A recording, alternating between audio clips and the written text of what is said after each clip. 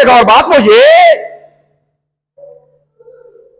दाऊद कहता है कि मेरी सल्तनत के अंदर वो शख्स जिसने इतना बड़ा काम किया है, और झट से फतवा जारी कर दिया। फतवा क्या था कि वो शख्स वाजिबुल, पढ़ा अगर आपने यह वाला, तो झट से फतवा जारी कर दिया कि वो शख्स वाजिबुल कत्ल है, उसे कत्ल कर दिया जाए, उसकी जान उससे छीन, इतना बड़ा गुनाह, और वो मेरी बादशाही के अंदर।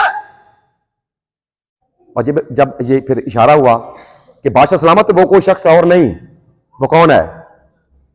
वो कौन है? वो तू है। आज ये तू, ये आपकी जानिब इशारा कर रहा है। मुमकिन है वो आप हैं।